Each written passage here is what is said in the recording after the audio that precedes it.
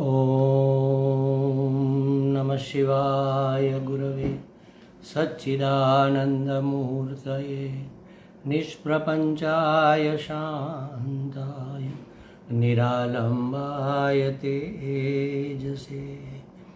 हरिओम प्रभु जी। ओम सहनाववतु सहनौ भुनक्तु सह वीर्यं करवावहै तेजस्विनावधीतमस्तु मा विद्विषावहै। ओम शांति शांति शांति। ओम पार्थाय प्रतिबोधितां भगवता नारायणेन स्वयं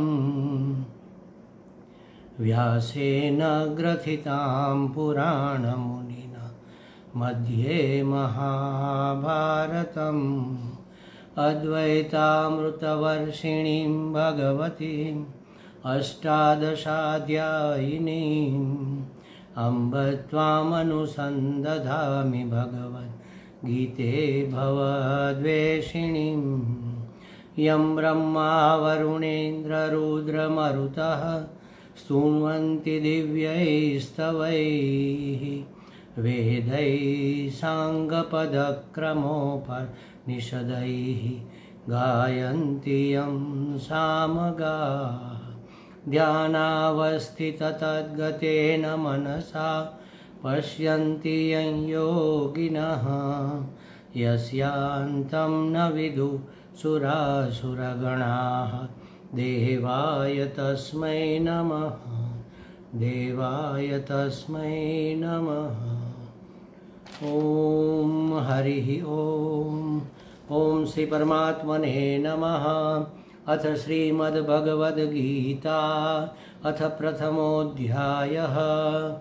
धृतराष्ट्र उवाच धर्मक्षेत्रे कुरुक्षेत्रे समवेतायुयुत्सवः मामकाः पाण्डवाश्चैव किमकुर्वत सञ्जय।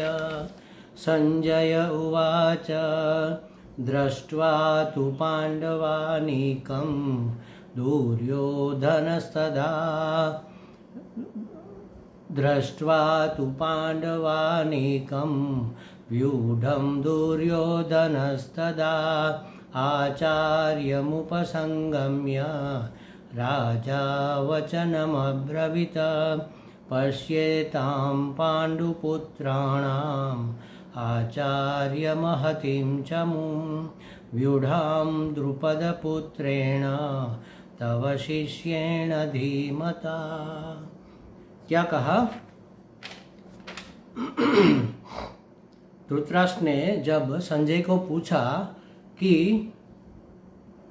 धर्म क्षेत्र युद्ध भूमि में मेरे और पांडु के पुत्रों ने क्या किया, तब संजय वहाँ का हाल बताते हुए कहते हैं कि दृष्ट्वा तु पांडवानिकम व्यूढ़म दुर्योधनस्तदा आचार्यमुपसंगम्य राजा वचनम अब्रवीत पश्येतां पांडुपुत्राणाम आचार्य महति चमूं व्यूढ़ाम द्रुपदपुत्रेण तव शिष्येण धीमता।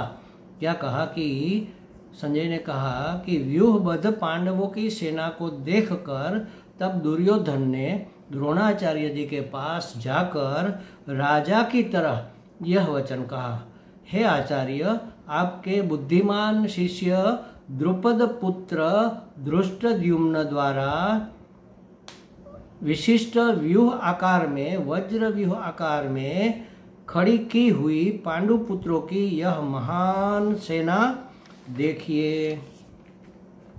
तब क्या होता है कि अर्जुन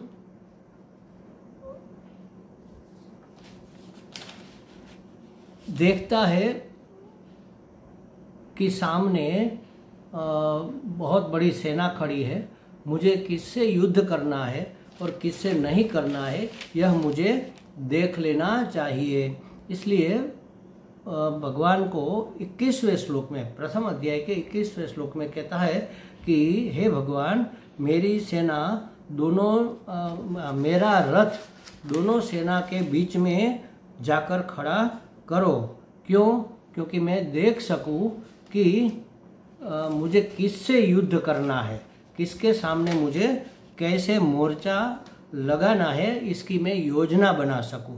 अथ व्यवस्थितान् दृष्ट्वा धार्तराष्ट्रान् कपिध्वज प्रवृत्ते शस्त्र संपाते धनुरुद्यम्य पांडव ऋषिकेशं तदा वाक्यम् इदमाह महीपते। अर्जुन उवाच सेनयोरुभयोर्मध्ये रथं स्थापयमेच्युत यावद्देतान्निरीक्षेऽहं योद्धुकामानवस्थितान् कैर्मया सह योद्धव्यम् अस्मिन् रणे समुद्यमे। मैं देख सकूं कि मुझे किससे युद्ध करना है। तब संजय कहते हैं कि क्या हुआ कि एवं उक्तो ऋषिकेश गुडाकेशेन भारत। ऐसा जब ऋषिकेश भगवान को निद्रा विजयी गुडाकेशन निद्रा विजयी भारत ने अर्जुन ने कहा, तब सेनयोरुभयोर मध्ये रथ स्थापित्वा रथोत्तम उत्तम रथ को सेना की मध्य में खड़ा किया। बस इतना ही करना था, लेकिन भगवान ने कुछ आगे भी किया। उसने कहा कि भीष्म द्रोण प्रमुखतः सर्वेषां च महीक्षिताम् उवाच पार्थ पश्येतान् समवेतान् कुरुन् इति। रथ खड़ा करके किसके सामने?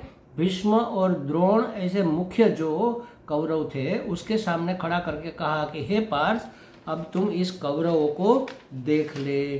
कौरव तो वो भी था क्योंकि कुरु के वंश के सब थे।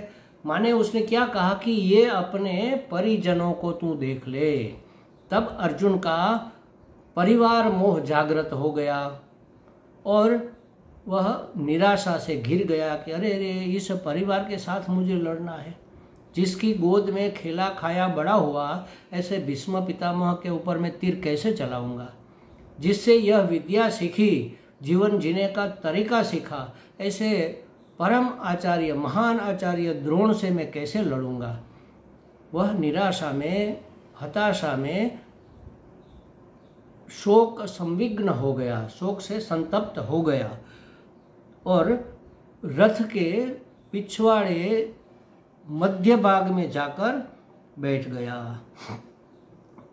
यहाँ प्रथम अध्याय समाप्त होता है और दूसरा अध्याय शुरू हुआ। हमने शुरू कर भी दिया था, पहला श्लोक हमने किया था।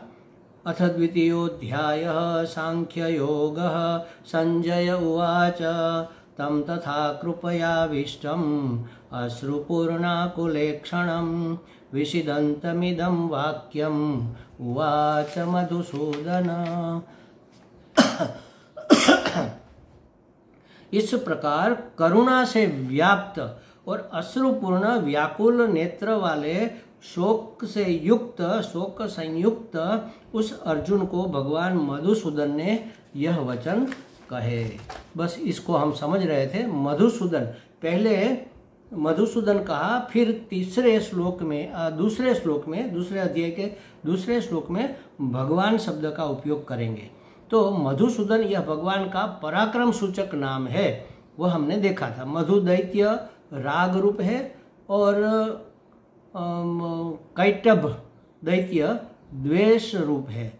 यह राग द्वेष माने मधु कैटभ ही भगवत प्राप्ति में परम बाधक है, मुख्य बाधा है।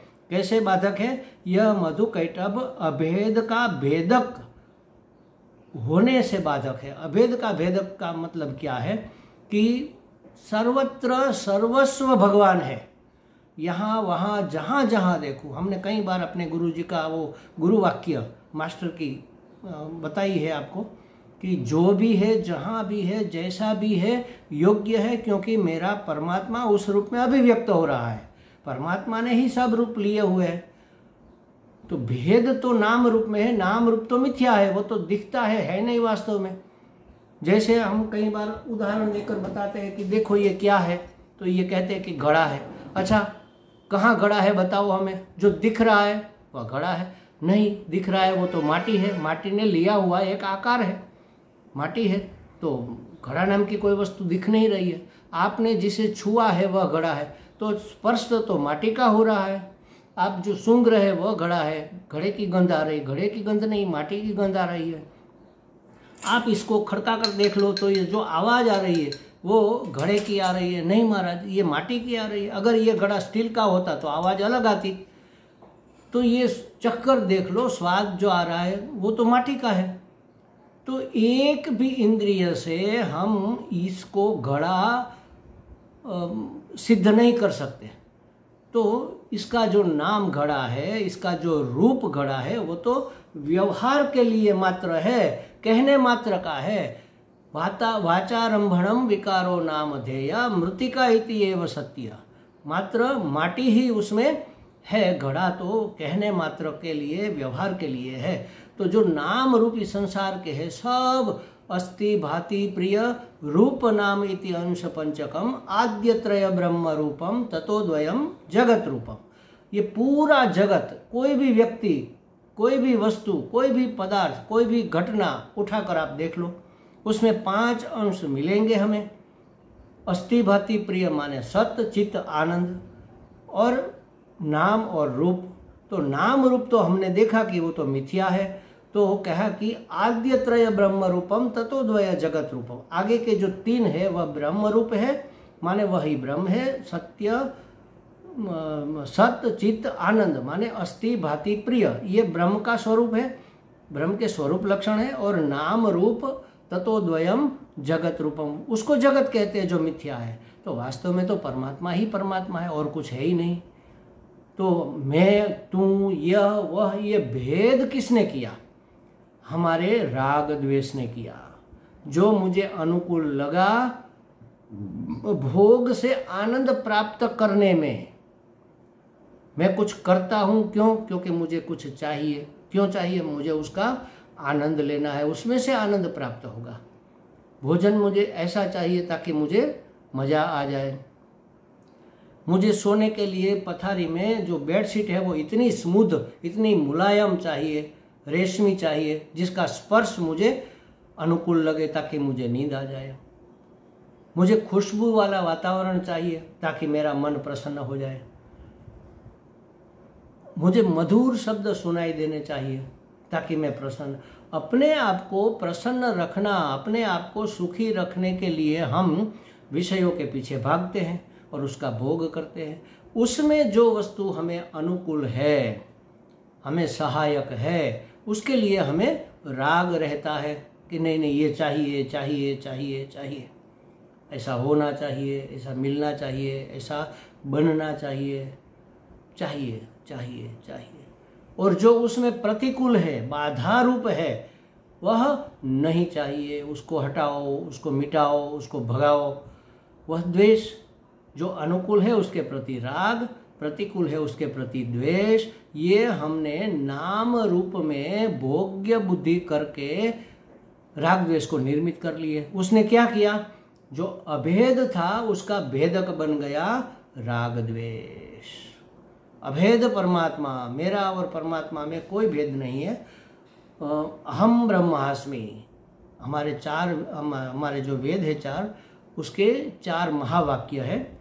उसमें गुरुजी हमें उपदेश देते हुए समझाते हैं, जैसे अभी हमने समझा कि परमात्मा ही परमात्मा है, परमात्मा के सिवा और कुछ है ही नहीं। जो दिख रहा है वो तो वेश मात्र है, वो तो व्यवहार के लिए है, वास्तव में उसका कोई स्वतंत्र अस्तित्व नहीं है। परमात्मा ही इस रूप में अभिव्यक्त हो रहा है। तो नाम रूप मिथ्या हो गए और अस्ति भाति प्रिय सत्य साबित हुए, सत्य सिद्ध हुए। तो सत्य चित्त आनंद मेरा स्वरूप है, तो कोई भेद तो नहीं है।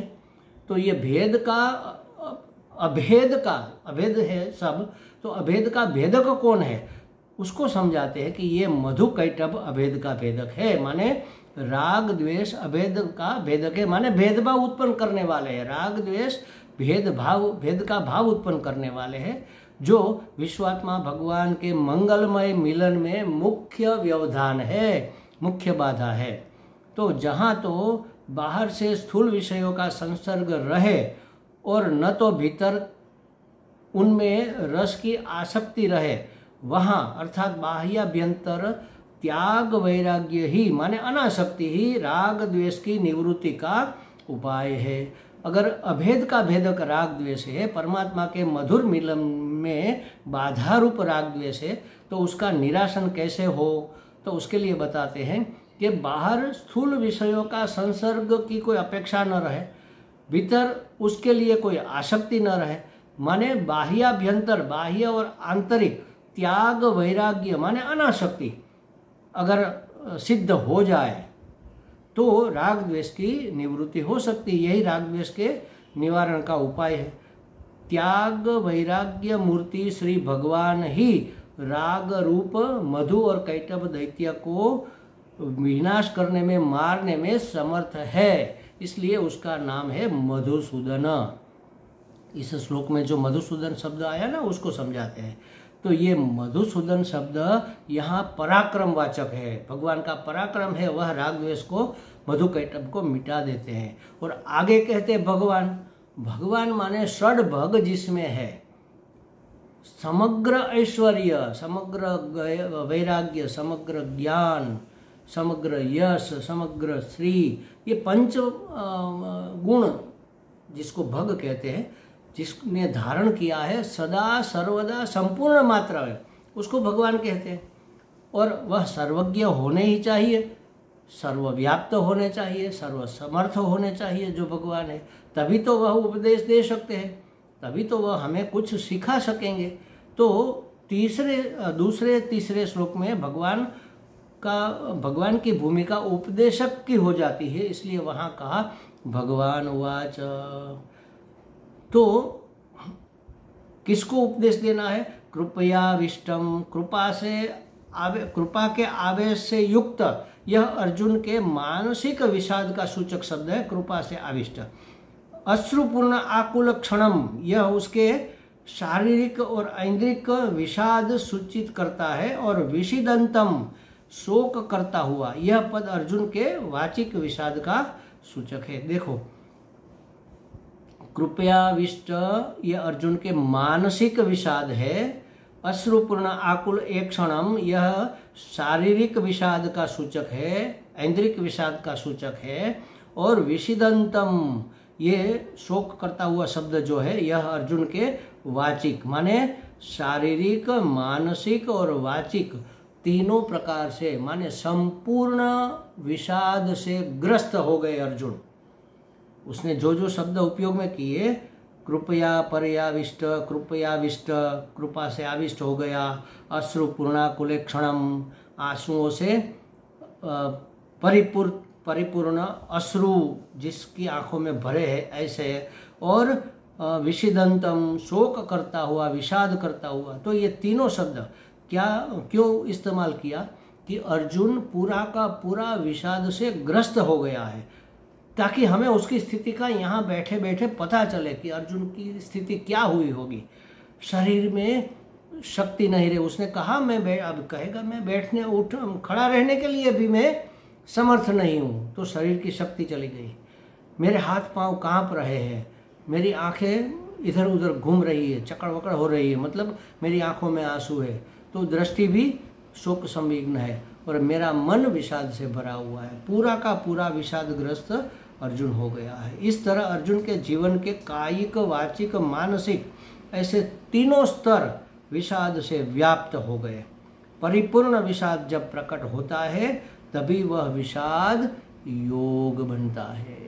महाराज, हमारे जीवन में भी तो विषाद आता है, दुख आता है, शोक की स्थिति आती है, हम तो योगी नहीं बन गए। क्यों नहीं बन गए? क्योंकि हमारा विषाद परिपक्व नहीं हुआ, हमने समाधान कर लिया। समझो कि कोई हमारा प्रियजन देह छोड़कर चला गया, उसका अवसान हो गया, हमें बड़ा धक्का लगा, बड़ा दुख हुआ, बहुत ही दुख, हमारा बहुत ही प्रिय था और हमारा जीवन उसके ऊपर बहुत आश्रित था। अब हमारा क्या होगा, ये तो डर है, लेकिन हमें बहुत प्रिय था, तो हम बहुत दुखी हो रहे हैं, आंखों से आंसू बह रहे हैं, शरीर कांप रहा है। लेकिन हमारे जो सगे संबंधी मित्र जो आते हैं वो क्या करते हैं? अरे भाई इतना ही हमारा ऋणानुबंध था, इस दुनिया में जो आया है उसको जाना ही पड़ेगा, जीवन थोड़े ही रुक जाता है, चलो चलो चलो अब रोना बंद करो, पानी पी लो और उठो, अभी तो पूरा जीवन बिताना है, तुम्हें अभी तो बेटों की शादी करनी है। और लालच हमें दिया जाता है कि तुम्हें अभी तो प्रगति करनी है, तुम्हें अभी तो ये करना है, ऐसे जीवन थोड़े ही व्यर्थ चला जाएगा, जाने वाले के पीछे कोई थोड़ा ही जाता है। और हम स्वीकार कर लेते हैं कि हाँ बात तो सही है, अब जो होना था हो गया, हमारा इतना ही ऋण। मतलब ये नहीं मैं कहता कि ऐसा नहीं होना चाहिए, लेकिन हम स्वीकार कर लेते हैं, इसलिए हमारा वैराग्य दृढ़ नहीं होता। भले ही स्वीकार कर लो व्यवहार सत्ता के रूप में कि हाँ सही है, मरने वाले के पीछे कोई मरता नहीं, लेकिन एक लेसन तो ग्रहण करना चाहिए, एक पाठ तो हमें सीखना चाहिए कि कोई टिकने वाला नहीं है, सब जाने वाले हैं। कब तक है? ऋणानुबंध है तब तक। फिर जो सुख दे रहा है वह नहीं रहेगा, या तो जो सुख ले रहा है वही स्वयं नहीं रहेगा, या तो जो सुख देने वाला है वह बदल जाएगा, या तो सुख लेने वाला बदल जाएगा। जिस वस्तु से सुख मिलता है वह उसे सुख नहीं लगेगा। कुछ भी हो सकता है, कोई वस्तु इस संसार की नित्य नहीं है। यह अगर हमने ठान लिया, समझ लिया, तो हमें इस जगत के विषय भोग से वैराग्य हो जाएगा, अनासक्ति हो जाएगी। मधु कैटभ को हमने समझो कि आंशिक रूप में जीत लिया। फिर उसको दृढ़ करो, व्यवहार सत्ता में रहते हुए ही अपनी इस समझ को दृढ़ करना चाहिए।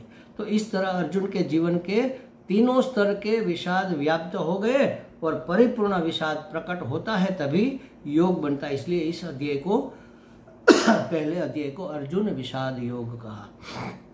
योग माने जुड़ना, परमात्मा से जुड़ना। इस विषाद के कारण ही अर्जुन शिष्य बना ना, बचपन से लेकर आज तक। ऐसा कहते हैं कि जब ये युद्ध हुआ तब कृष्ण भगवान की उम्र 125 वर्ष की थी और अर्जुन करीब करीब 90-100 साल के थे। तो समझो कि 80-90 साल जिसके साथ बिताए मित्र के रूप में या सगे संबंधी के रूप में, कभी उसकी शरणागति नहीं स्वीकार की।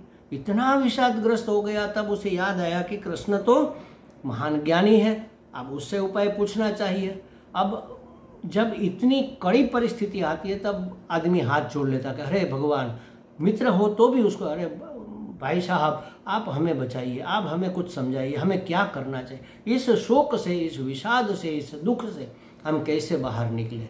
तब अर्जुन अभी आएगा 7वें श्लोक में, वह भगवान का शरणागत होता है और उसका शिष्यत्व स्वीकार करता है, माने भगवान से जुड़ता है। तो अर्जुन का विषाद ही योग बना। अब अर्जुन योगी है, योगी बन नहीं गया, माने योगी बनने के लिए भगवान से जुड़ने के लिए तत्पर हो रहा है। श्री भगवान तो जानते ही थे कि मोह के पराभव को प्राप्त मनुष्य की स्मृति, योग, बुद्धि आदि का नाश हो जाने से वह धर्म, अर्थ, काम, मोक्ष कोई पुरुषार्थ करने के लिए समर्थ नहीं रहता, योग्य नहीं रहता। अब वह कुछ नहीं कर पाएगा। मोह माने अविद्या, मोह के कार्य रूप राग द्वेष के वश होकर स्वकर्म रूप युद्ध का परित्याग करने से अर्जुन को प्रत्यवाय लगेगा, दोष लगेगा, मोक्ष की प्राप्ति में बाधा होगी, मुक्ति की प्राप्ति में बाधा होगी। मुक्ति माने उसको कर्म का फल मिलेगा। अगर वह कर्तृत्व छोड़कर मोह से मुक्त होकर कर्म करता है तो उसको बंधन नहीं होगा, तो वह मुक्त रह पाएगा, माने मोक्ष को प्राप्त रह पाएगा। इस मोह के कारण मनुष्य की बुद्धि भ्रष्ट हो जाती है, स्मृति लोप हो जाती है। इसीलिए तो गीता जी के अंत में अर्जुन कहते हैं कि स्मृतिर्लब्ध्वा, भगवान आपके उपदेश से मुझे सब कुछ स्मरण हुआ या स्मृति हुआ है। तो ये मोक्ष प्राप्ति में अंतराय उत्पन्न करेगा अगर अर्जुन ऐसे ही छोड़ देगा बिना समझे। अतः अर्जुन के मोह को निवृत्त करने के लिए और उसकी स्मृति जागृत करने के लिए, उसे संदेह रहित करने के लिए, पुनः योग बुद्धि युक्त करने के लिए, स्वकर्म में प्रवृत्त करने के हेतु से समग्र ऐश्वर्य, धर्म, यश, श्री, वैराग्य, ज्ञान, ये षड्भग जिसमें नित्य संपूर्ण समुदाय रूप में प्रलय काल में भी, अवतार काल में भी हर समय रहते हैं, उसको भगवान कहते हैं। उस भगवान को निमित्त बनाकर आगे व्यास जी लिखते हैं कि भगवान उवाच, ऐसे भगवान बोले। क्यों? क्योंकि उसमें ऐसी समझ है कि इस अर्जुन को मोह ने घेर लिया है, पारिवारिक मोह ने घेर लिया है, और मोह से भ्रष्ट हुए आदमी धर्म अर्थ काम मोक्ष कोई भी पुरुषार्थ के योग्य नहीं रहते। इसलिए आगे के श्लोक में कहते हैं, श्री भगवान उवाच कुतस्त्वकश्मलमिदं विषमे समुपस्थितम् अनार्यजुष्टमस्वर्ग्यम् अकीर्तिकरमर्जुन क्लैब्यम् आस्मगमः पार्थ नैतत्त्वयुपपद्यते क्षुद्रं हृदय दौर्बल्यं त्यक्त्वोत्तिष्ठ परन्तप। क्या कहते हैं? हे अर्जुन, विषमे, इस विकट समय में, समय स्थान और विष तीनों की बात यहाँ है। विषम कौन, क्या विषय विषम है? माने योग्य नहीं है, विषम माने अयोग्य। इस विकट समय में, इस विषम स्थान में, इस अयोग्य विषय में अनार्य जुष्टम अस्वर्ग्यम अकीर्तिकरम।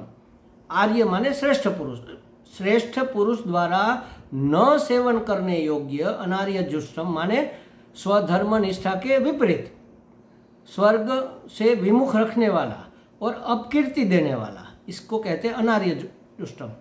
और अस्वर्ग्यम, स्वर्ग को नहीं देने वाला, अकीर्ति पैदा करने वाला। इदम कश्मल त्वाम कुतः समुपस्थितम, यह कश्मल, कश्मल माने व्यामोह या भ्रम कह लो, मोह कह लो, भयंकर मोह, व्यामोह, चित्त का मोह तुझे कैसे हो आए, कुतः कैसे, समुपस्थितम हो आया।